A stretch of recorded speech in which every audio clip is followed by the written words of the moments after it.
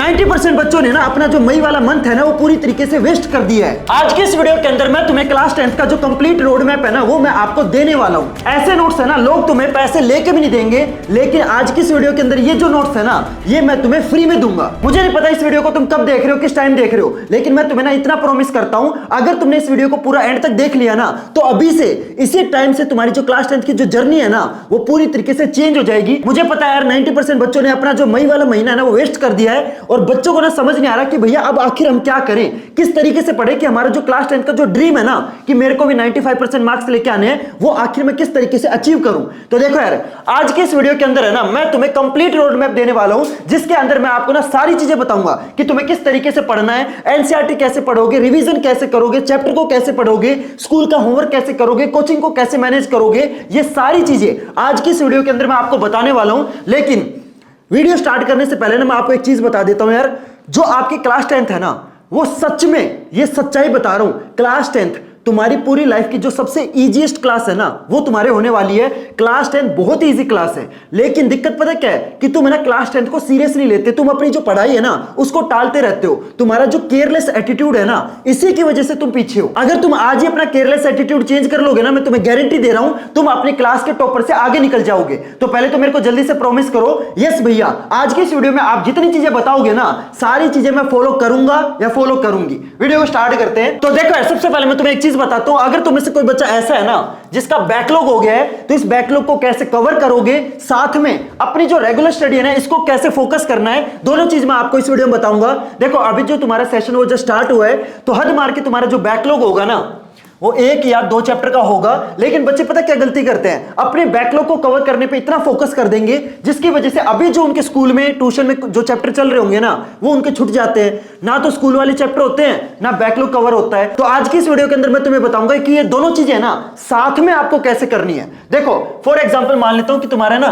2 chapter का तुम्हारा backlog हो चुका है, तो अब क्या करोगे, तुम मेरा डेली अपना ना 30 मिनट का एक स्लॉट फिक्स करोगे जिसमें तुम्हें सिर्फ और सिर्फ अपने जो बैकलॉग वाले जो चैप्टर है ना वो आपको पढ़ने हैं। और ये जो चीज है ना ये आपको डेली करनी है। डेली आपको क्या करना है, अपना ना आधा घंटा निकालना है जिसके अंदर तुम सिर्फ और सिर्फ वो चैप्टर पढ़ोगे जो आपके बैकलॉग वाले चैप्टर है। अगर तुम्हें से कोई बच्चा ऐसा जिसको पता नहीं है कि भैया बैकलॉग क्या होता है, तो मैं आपको एक सिंपल तरीके से बता देता हूं। फॉर एग्जांपल तुम्हारे स्कूल के अंदर 3 चैप्टर हो चुके हैं, ठीक है, लेकिन तुमने अभी तक सिर्फ और सिर्फ एक ही चैप्टर पढ़ा है, इसका मतलब तुम है ना स्कूल से 2 चैप्टर पीछे हो। तो ये जो 2 चैप्टर है ना ये तुम्हारे बैकलॉग बोले जाएंगे, समझ गए। तो अपना जो बैकलॉग है ना इसके लिए तुम क्या करोगे, डेली तुम्हें ना 30 मिनट का टाइम निकालना है और इन 30 मिनट के अंदर जो चैप्टर तुम्हारे बचे हुए ना तुम्हें इनको खत्म करना है। और अगर तुम्हारी कोई छुट्टी आ गई, फॉर एग्जांपल तुम्हारा संडे आ गया या कोई भी फेस्टिवल आ गया, या फिर तुम्हारी अगर मान लो अभी भी समर वेकेशन चल रही है ना, तो तुम्हें क्या करना है, छुट्टी वाले दिन तुम्हें ना 2 से 3 घंटे निकालने हैं और इन 2 से 3 घंटे के अंदर जो चैप्टर तुम्हारे बचे हुए ना इनको खत्म करने की कोशिश करनी है। तुम्हारा टारगेट बस ये होना चाहिए कि मेरे को कैसे भी करके अपना जो बैकलॉग है ना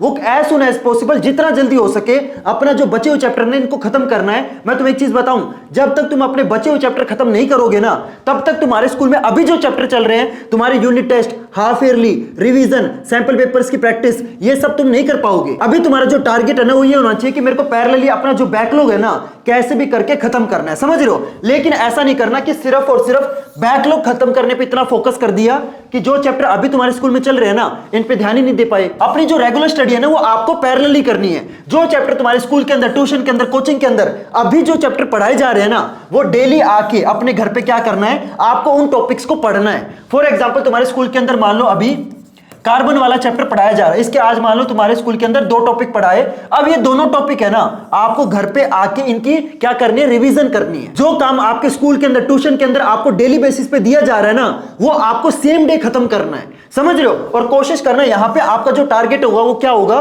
कि आपको जो टॉपिक पढ़ाए जा रहे हैं स्कूल के अंदर वो आपको सेम डे पढ़ने तो है, लेकिन आपको ना उनका जो कंसेप्ट है वो आपको अच्छे से समझना है। यहां पे आपका जो टारगेट होगा वो ये होगा कि आपको जो टॉपिक है ना वो अच्छे से समझने हैं, ठीक है। लेकिन बैकलॉग के अंदर आपका टारगेट ये होगा कि आपको अपना जो बैकलॉग है ना वो जल्दी से जल्दी खत्म करना है, समझ रहे हो। और ये दोनों चीजें आपकी क्या चलेंगी, पैरेलल चलेंगी। बैकलॉग के लिए क्या करना है, डेली आपको 30 मिनट का टाइम निकालना है, छुट्टी वाले दिन आपको 2 से 3 घंटे निकालने हैं, लेकिन रेगुलर स्टडी में क्या करना है, जो चीजें आपको स्कूल के अंदर पढ़ाई जा रही है ना, वो सेम डे आपको घर पे आके क्या करनी है, रिवाइज करनी है। ठीक है, समझ गए। अब मैं आपको बताता हूं कि अब तुम पढ़ोगे कैसे, मतलब रिवीजन कैसे करनी है, चैप्टर को पढ़ोगे कैसे, वो मैं तुम्हें बताता हूं। ठीक है, ध्यान से सुनना। सबसे पहला स्टेप क्या है, बहुत सारे बच्चे क्या करते हैं, जो आप चैप्टर पढ़ोगे ना, बच्चे क्या करेंगे, डायरेक्ट है ना एनसीईआरटी किताब उठाएंगे, पढ़ने लग जाएंगे, कुछ समझ नहीं आएगा। उल्टा तुम्हें जो पढ़ाई है ना वो इतनी ज्यादा बोरिंग लगेगी। तुम्हें क्या करना है, जब तक वो चैप्टर तुम्हारे स्कूल के अंदर या फिर तुम्हारे ट्यूशन के अंदर अगर वो चैप्टर नहीं पढ़ाए गए ना,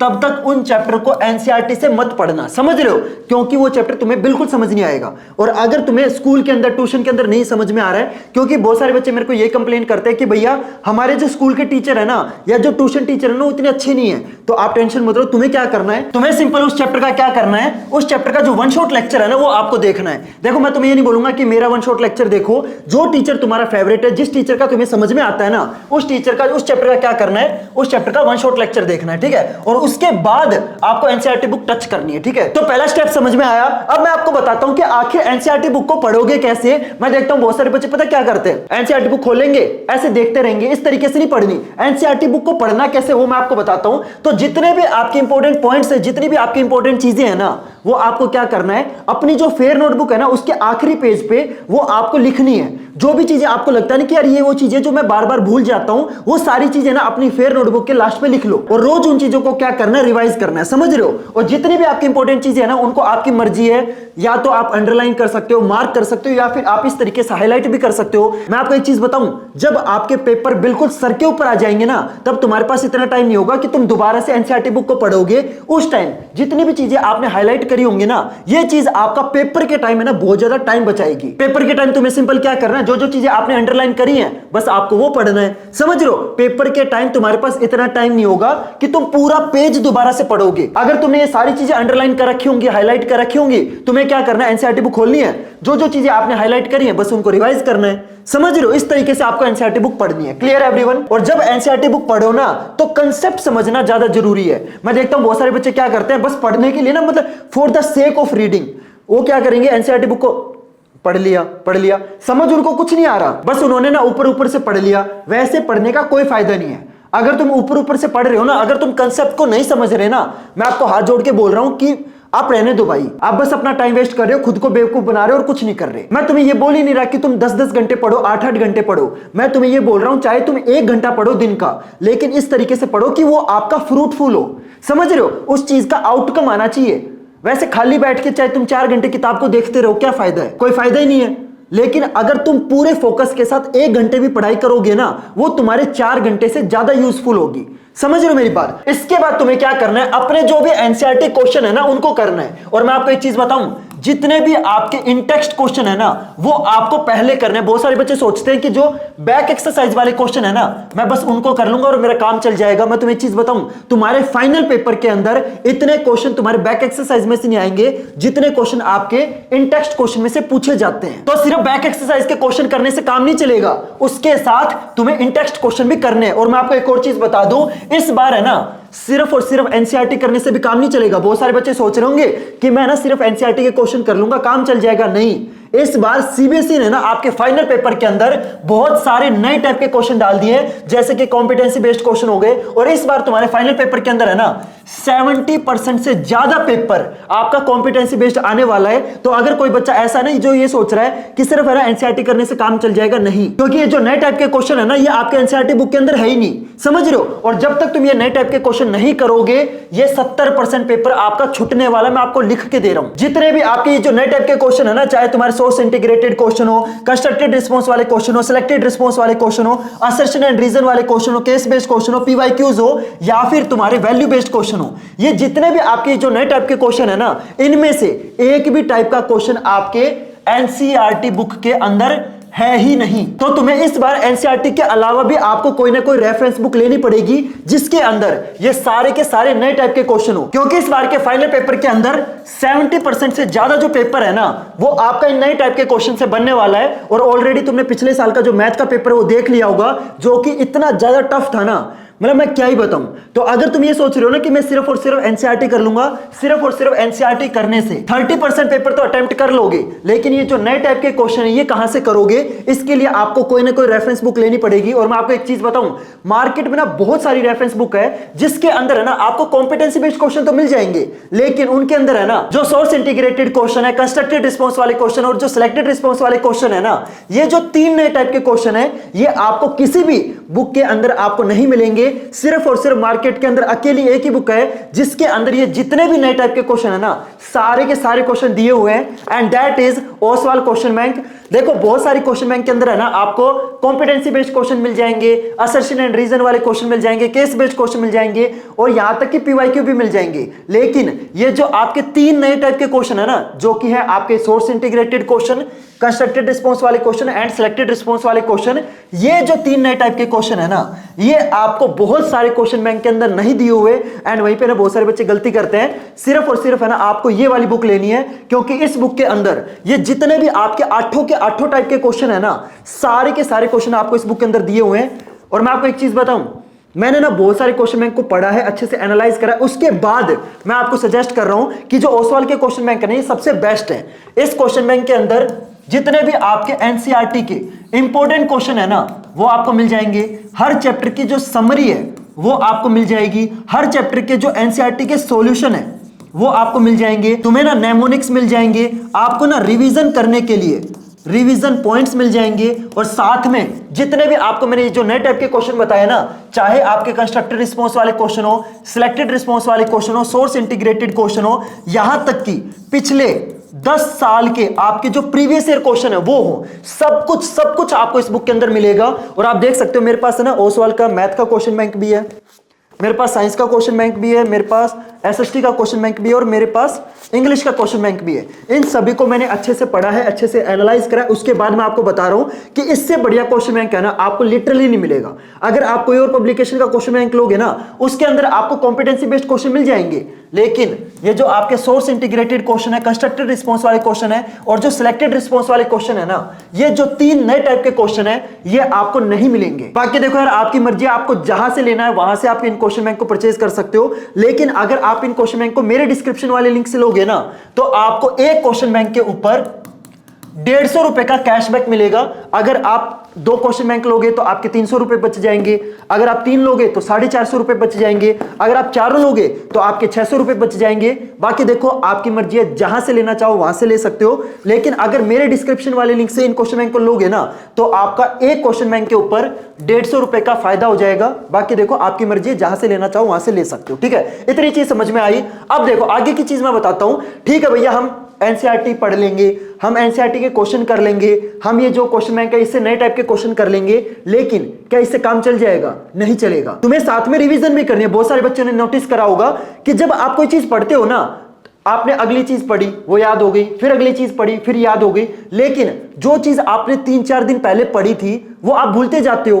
तो इस चीज का क्या फायदा है? मतलब आप जो नई चीजें पढ़ रहे हो ना वो तो आपको याद है, लेकिन जो पुरानी चीजें वो आप भूलते जा रहे हो। ऐसे नंबर कभी नहीं आएंगे, समझ रहे हो? जब तक आप पुरानी चीजों को रिवाइज नहीं करोगे ना तो उसका कोई फायदा नहीं है।